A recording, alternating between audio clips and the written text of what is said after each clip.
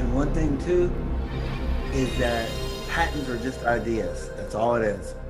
Well, it's a stamp on an idea for legal reasons, really. Correct. And that's then all it that's is. what it is.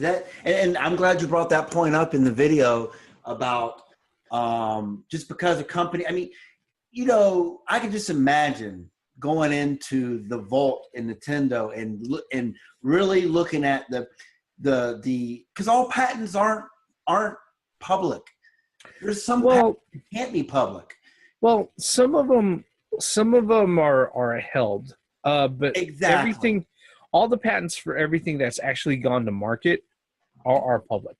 So yeah. But what I'm saying is that Nintendo, Sony, and Microsoft, you know, could have hundreds and hundreds of patents sitting in a locked vault that nobody can see. I mean, so you'd be really naive, and maybe one or two out of those thousands of patents sitting there will come to fruition. It's just the way it is. Just like we said with that device that Nintendo was talking about, the VR device. The head-mounted display. Yep. Yeah, that is just a patent. It does not mean that Nintendo's trying to get in the VR business. But although there are some of the executives, they do kind of hint at stuff. You know, they kind of put out words that you kind of scratch your head. You know? No, they still have a hard-on for it. I know they have a hard-on for it. Okay. the Virtual Boy? Well, no, the only person who really doesn't have a hard-on for it is Shigeru Miyamoto. All right, but the Nintendo guys, not just the Nintendo guys, but also their investors. Excuse me, correction. Maybe not so much now. Mm-hmm. All right, especially since none of the VR devices have taken the industry by storm. Okay, but yeah, up until just until the end of the year, almost all of the investors and everybody else who had money in the video game business, they all had a hard-on for the VR part of the industry. Well, what's interesting is that the Oculus Rift is done. It all depends. It all depends on whether or not ZeniMax succeeds in filing that injunction to halt sales on the Rift. Everybody says that's going to happen. Most likely because they won the case. Exactly. So that I mean, or either that or that Zenimax. What is it? ZeniMax. Whether or not that they're going to say, okay, fine, you can still keep it out, but we'll give you 5% of the profit, and everything else goes to us. Or no, the guys at Oculus aren't going to do that. They aren't. They're going to sit there. They're going to say, "Fuck you." All right, we're going to go ahead and we're going to rename it. Then and then they're going to sit there, and when ZeniMax sits there and says, "But that's built on our technology," they're going to be like, "Prove it. None of our guys are attached to you, and we already have experience in doing this bullshit." Oh yeah, yeah, you know. But that's gonna set them back, you know, a good 3 years. The thing is, though, again, this year is going to be very interesting to me, simply because of the end of the year with Microsoft. I think it's going to be very interesting. We're just going to. I don't see Microsoft coming back out of the deficit that they're in now. No, in fact, a 4K machine. But it's going to be interesting that, I mean, that to me, if I understand it right, is that the Scorpio, or whatever they decide to call that shit, is built around straight 4K gaming and VR. I mean, it's typically built for that. If it doesn't happen now, starting now, it's going to happen in the next 2 or 3 months, that the sales of the Xbox is going to go down to a fucking drip. All right. Until the actual release of the Scorpio, because everybody knows that it's coming. All right. Mm-hmm. And the thing is that there aren't games that are right there, right around the corner, that are going to make people who don't have an Xbox One to go out of their way to purchase it. Yeah. And you know, since everybody knows that the bigger, better machine is out there, they're going to be like, "Oh, why don't I wait a few months?" Well, I mean, it was the same concept when they introduced the Xbox Slim, or Xbox One Slim, or whatever they call it. Well, the thing with the Slim, though, is that it was actually, I would have to say, between the base Xbox, the launch Xbox, and the Xbox Slim, there's actually a worthwhile trade-off or investment, okay? Because at the very least, if you're looking for a really cheap 4K Blu-ray player, you have it right there. And guess what? It plays games on top of that, and you have access to a whole bunch of other online apps. Yeah. You know, it's actually kind of worth the money. But if you're sitting there and you're looking for an Xbox One just to play the games, and you're sitting there and you're like, well, fuck the Scorpio's right around the corner. If you aren't convinced already and you don't have a PC that can play all the shit that they offer on the Windows 10 marketplace, you know, exactly. Yeah. You have no fucking reason right now. And yeah, I mean, in all honesty, you know, I mean, that's the truth right there. It's just really strange that on Sony's PlayStation 4, they don't have the high definition Blu-ray. I mean, that really blows my mind when they own the patent on that. I mean, what did Microsoft kill to get that on their system? I mean, Sony had to know about it. That's what. Well, here's the funny thing is that even though Sony owns Blu-ray and everything, they own the format and all of that. The funny thing is that last time I checked, they don't have a 4K Blu-ray player out on the market. No, they don't. So they don't even have their own dedicated manufactured hardware. No, that they can go ahead and use components for the PS4 Pro. Let's be honest here. Sony is fucking failing, as a company in general. Their TVs, the only thing that's keeping this is what people are saying. You know, the only thing that's keeping Sony afloat is Sony Interactive Entertainment. Yeah. Everything else has been pretty much in a hard slide. You know, I wouldn't say it's what's keeping them afloat. It's what's keeping them viable. That's for sure. And the thing is that they're able to leverage their gaming market to make up for the losses in all the other other areas. Because I think the problem is with Sony is that they're still stuck in the mindset, and they've been stuck in this mindset for the last 20 years, before the turn of the century, that anything with Sony on it, there is no middle grade or low grade product. It's all high grade. Okay, there are no cheap Sony things, or there are no middle ground Sony products. Okay, right. Everything has to have is a AAA top dollar product, even if it's not the best in its fucking class or in its part of the industry. Which is the reason why the thing about it was that when LG and Samsung started running away with their manufactured panels for HD TVs, here's the thing. All right, if you get a Magnavox or Toshiba or any of the other high grade, top of the line TVs that aren't LG or Samsung, guess what? They're going to have a panel made by LG or Samsung in that fucking thing. Yep. Something. Yeah. So it's one thing, and like I said, Sony's been doing this since 1997, 1998. Well, where I think it's just Sony is a Japanese company. The way the Japanese do business is different than the Western world.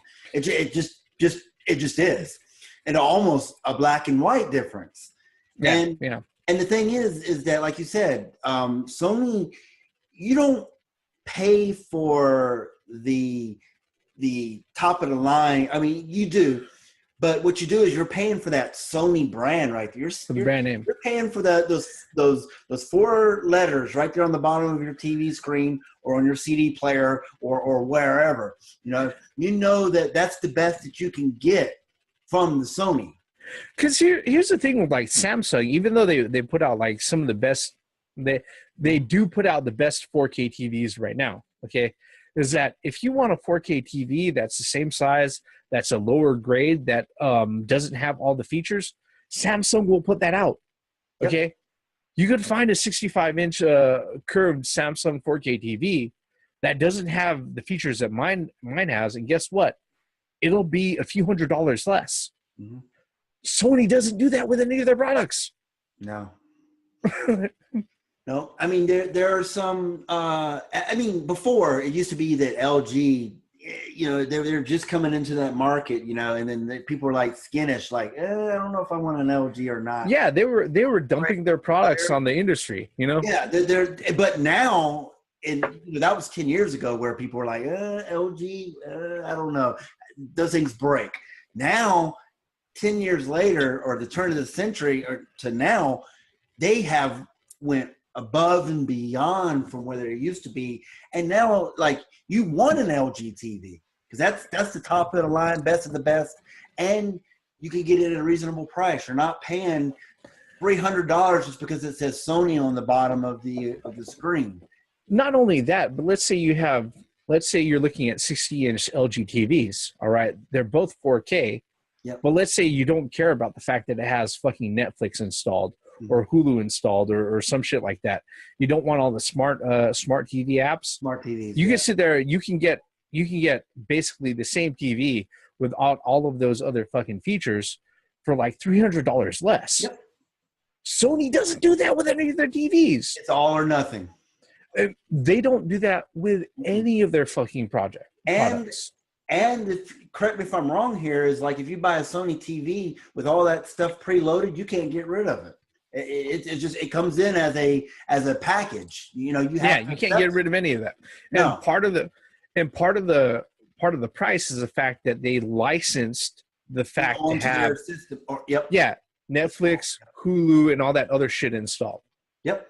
I don't need all that shit.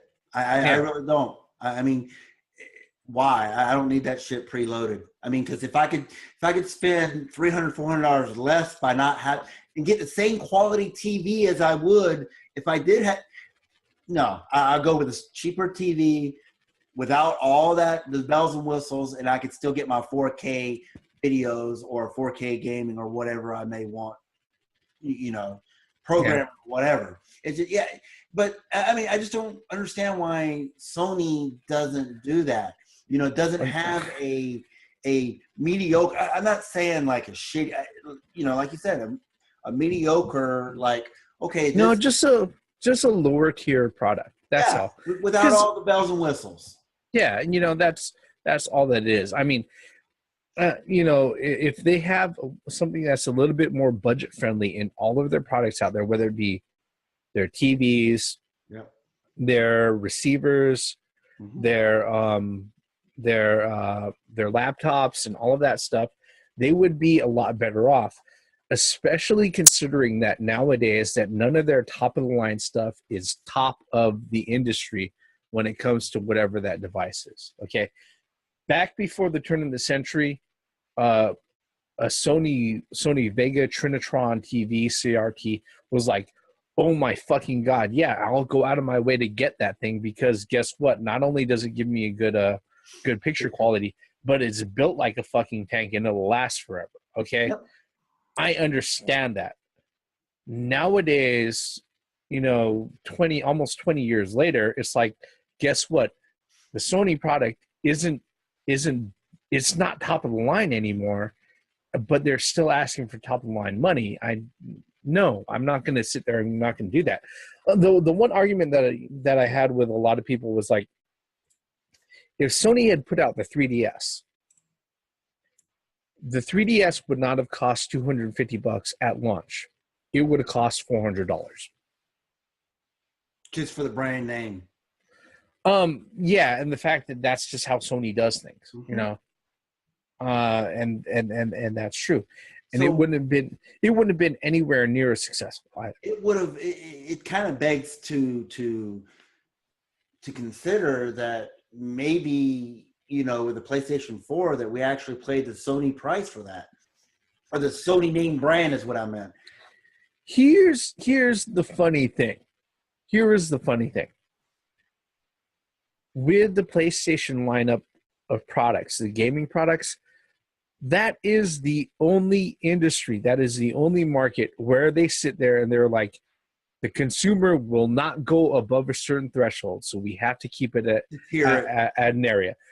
They learned that lesson with the PS3. The moment it cost motherfuckers $700 for a PS3, all right, and they suffered for 2.5 years, almost 3 fucking years for that.